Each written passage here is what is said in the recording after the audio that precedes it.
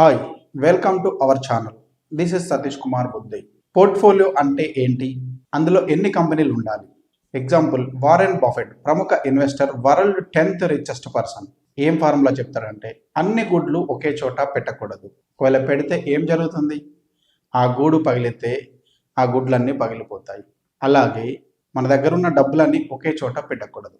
పెడితే ఏం జరుగుతుంది? పోర్ట్ఫోలియో అంటే మెయిన్లీ రిస్క్ని బ్యాలెన్స్ చేయడం మరియు రిస్క్ని మినిమైజ్ చేయడం. ఎందుకంటే ఏ కంపెనీ షేరు ఎప్పుడు ఎక్కువ పెరుగుతుందో ఎప్పుడు తక్కువ అవుతుందో ఎవరు 100% గెస్ చేయలేరు. మన యొక్క ఇన్వెస్ట్మెంట్ అన్ని రకాల సెక్టార్లో, అంటే cement industry, paint industry, construction industry, automobile industry, oil and gas industry, mining and telecommunication industry, textile and consumer services and banking sector, finance sector మరియు ఎంటర్టైన్మెంట్ సెక్టర్, ఇలా అన్ని రంగాల్లో మన ఇన్వెస్ట్మెంట్ని చేయాలి. అలా ఎందుకంటే ఎప్పుడు ఎలాంటి ప్రాబ్లమ్స్ వస్తాయో తెలియదు. మీన్స్ పొలిటికల్ చేంజెస్ రావచ్చు, ఆర్థిక మాంద్యమే రావచ్చు, ఎన్విరాన్మెంటల్ చేంజెస్ రావచ్చు, కన్జ్యూమర్ మెంటాలిటీ చేంజ్ అవ్వచ్చు, మరియు దేశాల మధ్య యుద్ధాలు రావచ్చు, కొత్త కంపెనీల నుంచి కాంపిటీషన్ ఎదురవ్వచ్చు. ఏ రకమైన చేంజెస్ వచ్చినా మన ఇన్వెస్ట్మెంట్ బ్యాలెన్స్ అయ్యేటట్టుగా ఉండాలి. ఉదాహరణకి ప్రపంచ ఆర్థిక మాంద్యం లాంటిది వచ్చినప్పుడు ముఖ్యంగా సాఫ్ట్వేర్ ఇండస్ట్రీ ఎక్కువ విదేశాలపైన ఆధారపడుతుంది. ఇంకా ఏమన్నా గ్లోబల్ రిషియన్స్ వచ్చినప్పుడు మనం పెట్టిన కంపెనీలో షేర్లు తగ్గే ఛాన్స్ ఉంటుంది.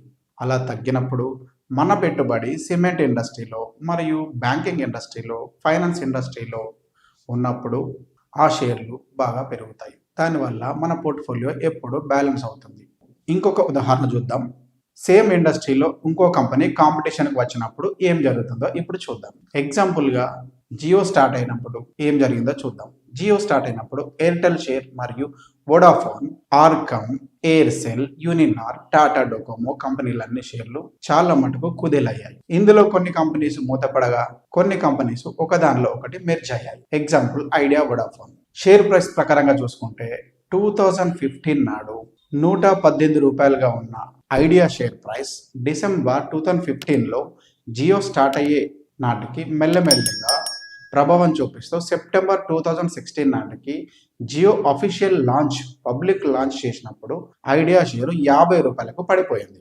అదే ఐడియా షేర్ ప్రైస్ ఫిబ్రవరి 2019 వచ్చేసరికి 18 రూపాయలకి పడిపోయింది. అంటే 118 రూపాయలు ఉన్న ఐడియా షేర్ ప్రైస్ కాస్త 18 రూపాయలకు పడిపోయింది.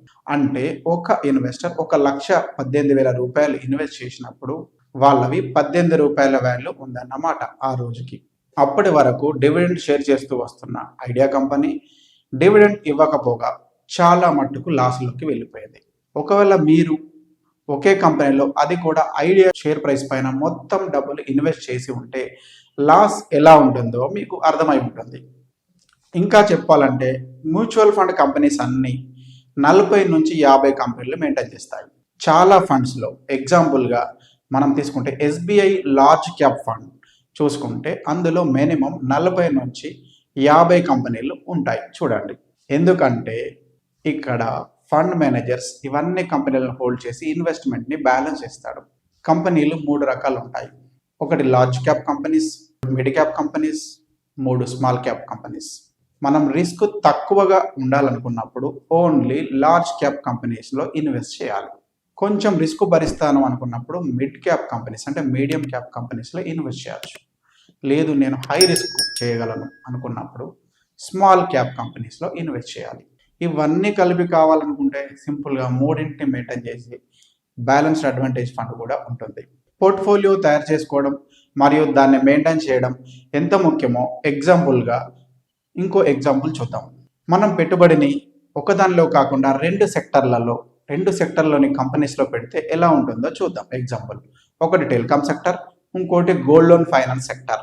Example idea company telecom sector, Manappuram finance and gold loan sector. ఉదాహరణకి మీరు 160 రూపాయల పెట్టుబడి పెడదాం అనుకున్నారు. ఎగ్జాంపుల్గా 2015 ఎగ్జాంపుల్ తీసుకుందాం. 118 రూపాయలు ఐడియా షేర్ పైన పెట్టారు. మిగిలిన అమౌంట్ని కేవలం 30 రూపీస్, 34 రూపీస్ బిట్వీన్లో ఉన్న మనపురం ఫైనాన్స్ పైన పెట్టారనుకుందాం. అది సేమ్ డేట్లో అంతే సేమ్ ప్రైస్లో ఉంది. ఇప్పుడు చూద్దాం 2015 నుంచి 2016 మధ్య కాలంలో ఏం జరిగింది. 118 రూపాయలు ఉన్న ఐడియా షేర్ ప్రైస్ కాస్త 50 రూపాయలకు వచ్చింది.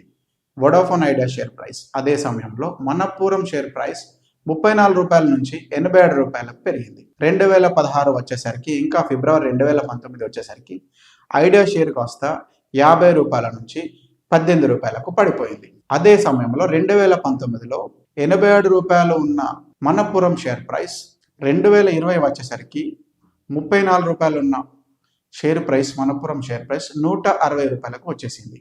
అంటే ఈ 5 ఏళ్ల కాలంలో మీ పెట్టుబడి 90% ఇంకో కంపెనీలో తగ్గిపోతే ఇంకో కంపెనీలో 90% పెరిగింది. యావరేజ్గా చూసుకుంటే మీరు సేఫ్ జోన్లో ఉన్నట్టు. అంటే మార్కెట్లో ఎప్పుడైనా ఇలాంటి ఎక్స్పెక్ట్ చేయని ప్రాబ్లమ్స్ రావచ్చు. చాలా మందికి ఒకటే అనిపిస్తుంది, అన్ని మంచి ఫండమెంటల్స్ ఉన్న కంపెనీలో నేను ఇన్వెస్ట్ చేస్తున్నాను కదా, ఉన్న అమౌంట్ మొత్తం ఇన్వెస్ట్ చేయొచ్చు కదా అనుకోవచ్చు. కానీ ఎంత మంచి ఫండమెంటల్స్ ఉన్నా కానీ ఒక్కొక్కసారి మార్కెట్లో ఏం జరుగుతుందో చెప్పలేము. కంపెనీ షేర్ ఖచ్చితంగా పెరుగుతుంది అని కానీ తగ్గుతుంది కానీ ఎవరు చెప్పలేరు. ఎందుకంటే పూర్తిగా ఇన్వెస్టర్ సైకాలజీ పైన డిపెండ్ అవుతుంది, ఎన్విరాన్మెంటల్ సిచ్యువేషన్ పైన డిపెండ్ అవుతుంది. ఇదండి ఈరోజు వీడియో విశేషాలు. మరొక వీడియోతో మళ్ళీ కలుద్దాం. మీరేమన్నా సలహాలు సూచనలు ఏం చెప్పాలనుకున్నా కింద కామెంట్ రూపంలో మాకు తెలియజేయండి.